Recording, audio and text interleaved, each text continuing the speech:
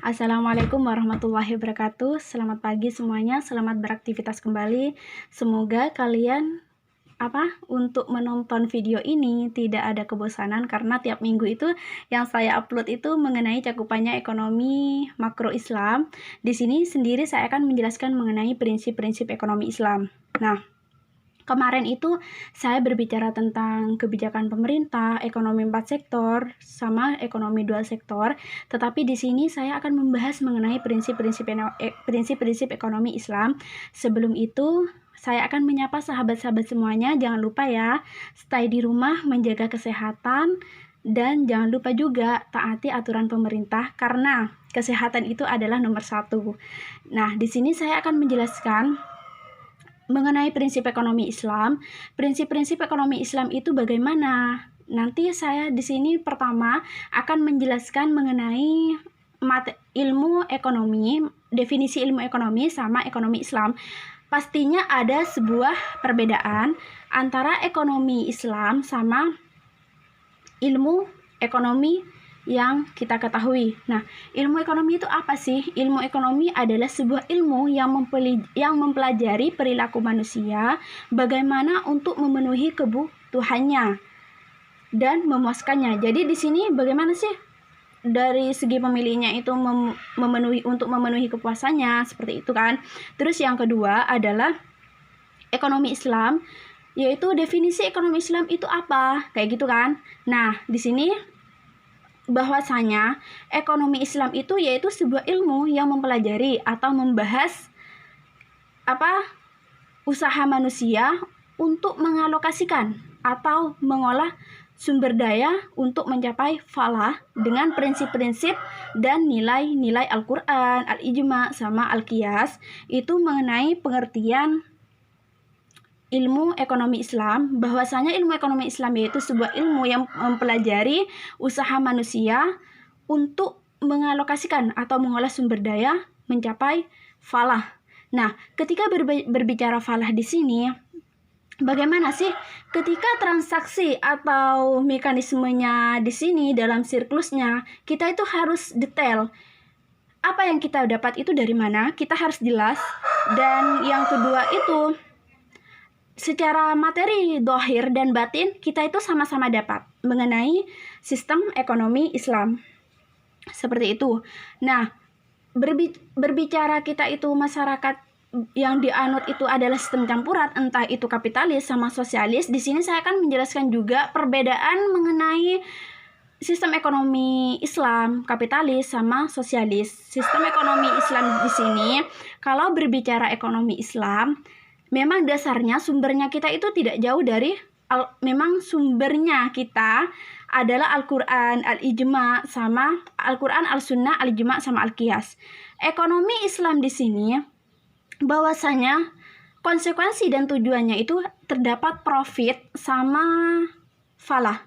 Nah, keseimbangan juga antara individu sama kelompok itu harus seimbang, keseimbangannya itu terjaga, bukan hanya memikirkan individu saja. Nah, untuk sistem kapitalis di sini bagaimana? Kalau kapitalis di sini sama sosialis mempunyai kebebasan, yang dimana kalau kapitalis di sini secara individu, maksudnya secara individu, dan untuk kapitalis di sini kan secara individu. Bahkan kalau kapitalis di situ sumbernya itu sama sosialis itu sama saja, yaitu berasal dari pemikiran manusia sama pengalaman manusia. Nah, pemikiran itu yang pertama itu kalau dari kapitalis ada Adam Smith di situ, kalau sosialis itu ada Karl Marx di situ. Nah, kalau sosialis di sini sama kapitalis berbicara keuntungan, nah di sini sistem ekonomi Islam juga membolehkan kita untuk berbisnis atau bermuamalah tetapi sesuai dengan syariat Islam yang ada. Nah, kalau konvensional kapitalis sama sosialis di sini hanya membahas sebuah keuntungan saja. Entah itu sesuai syariat Islam, mereka tidak tahu. Nah, untuk sosialis di sini juga sama sumbernya dari pengalaman pemikiran manusia sama pengalaman manusia, tetapi kalau sosialis di sini perekonomian dipegang oleh negara, bukan individu saja atau kelompok kan. Nah, ketika berbicara ekonomi Islam di sini ada sebuah dasar-dasar ekonomi Islam, yaitu ada 6 dasar-dasar ekonomi Islam. Apa saja? Yaitu tauhid atau keesaan Allah, yang dimana itu ketika kita bertransaksi atau berjual beli, kita melakukan pelencengan sedikit, itu tidak semua orang yang kita lakukan itu tahu kan. Jadi hanya Allah yang tahu, hanya keesaan Allah. Nah, untuk yang kedua itu al-siddiq dan amanah. Untuk membahas mengenai al-siddiq sama amanah di sini, kita harus tahu apa sih bedanya as-siddiq sama amanah. Kalau as-siddiq itu apa yang kita janjikan itu dia bisa menepati. Nah, apa yang dia bicarakan itu dia sesuai dengan kenyataan. Pembicaraannya itu sesuai dengan kenyataan. Beda lagi dengan kalau amanah. Kalau amanah di sini kejujuran dan tanggung jawab. Saya contohkan seperti ini ya. Ada sebuah direktur di situ, dia memegang rumah sakit, yang dimana itu direktur rumah sakit sama direktur perbankan.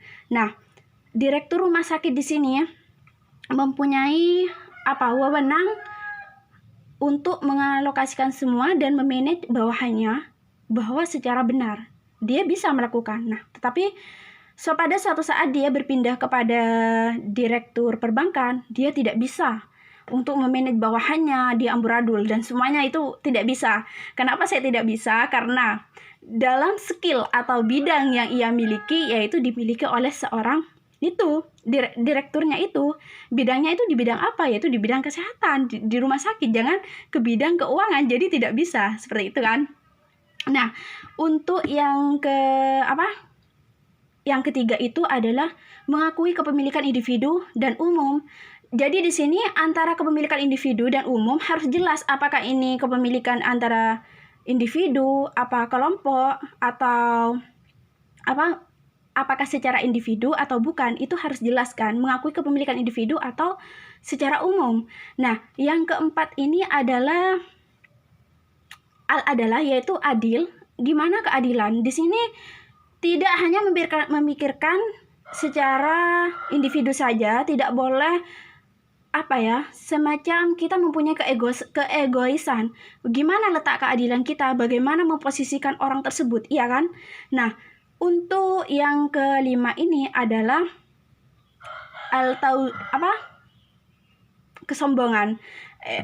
keseimbangan, iya. Al-tawazun atau keseimbangan. Di sini ada al-tawazun, keseimbangan, yang dimana keseimbangan itu kita bisa menyeimbangkan antara individu, kelompok, sosial, dan yaitu kita harus bisa menyeimbangkan antara individu, kelompok, sama sosial, seperti itu kan. Nah, untuk keseimbangan di sini dalam bertransaksi atau bermuamalat di sini, bagaimana kita itu harus mengatur agar siklusnya itu terjadi keseimbangan, jangan hanya memihak pada satu orang saja. Nah, setelah keseimbangan yang terakhir itu, yang keenam adalah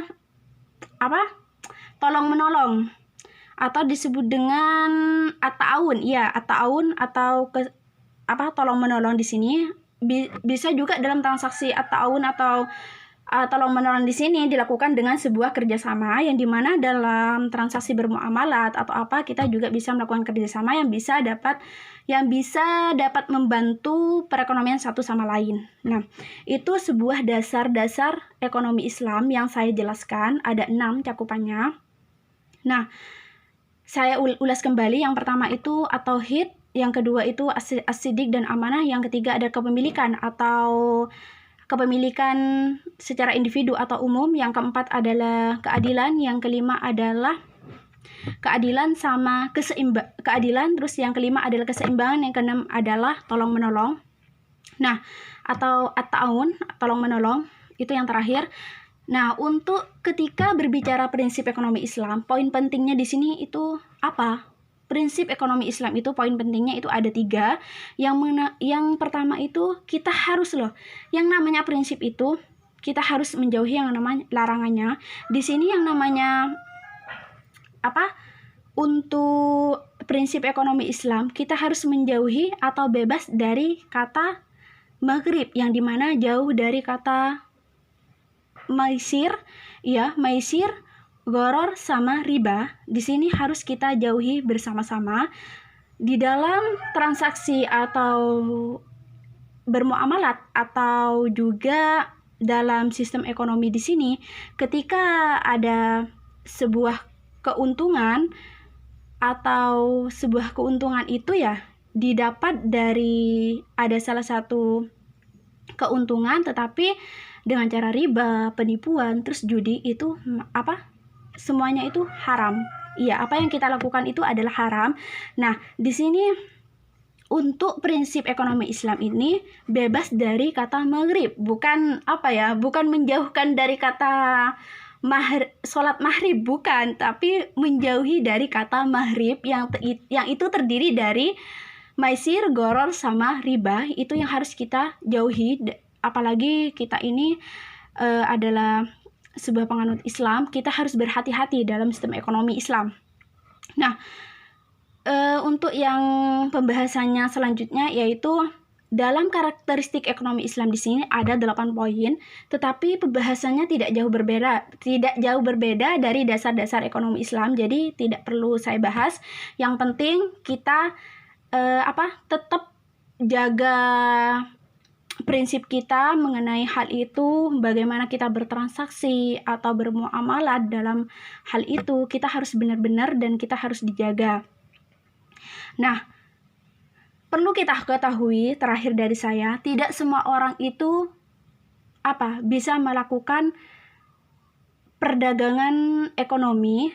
Tidak semua orang itu bisa melakukan keseimbangan ekonomi atau keseimbangan ekonomi sama perdagangan itu maksudnya kayak gini, tidak semua orang itu bisa melakukan keseimbangan ekonomi dan juga tidak semua orang itu bisa menggerakkan ekonomi secara ekonomi Islam. Jadi tugas kita itu bagaimana kita bisa menggerakkan ekonomi Islam sama biar terjadi keseimbangan juga, itu adalah tugas kita. Nah, itu tuh video yang saya pembahasan yang saya kutip untuk hari ini mengenai cakupannya ekonomi makro Islam, yaitu yang membahas prinsip-prinsip Islam. Semoga yang tiap minggu saya kayak dengan sistem kayak gini, semoga kalian tidak bosan. Jangan lupa ya like, subscribe, dan komentar, karena untuk bisa membangun lebih baik lagi untuk saya ke depannya. Nah, itu materi yang dapat saya sampaikan hari ini. Saya kurang lebihnya saya mohon maaf dalam penyampaian kata-kata, mungkin dari segi kata-kata celemotan atau gimana, karena saya sendiri juga tidak suka dalam pengambilan video itu berulang-ulang kali, karena membuat RAM saya itu hancur, bahkan itu tidak muat nantinya. Jadi saya ini ambil dalam satu kali video sudah cukup. Semoga penyampaian saya ini diterima oleh kalian semua mengenai materi di sini. Kurang lebihnya saya mohon maaf ya. Assalamualaikum warahmatullahi wabarakatuh.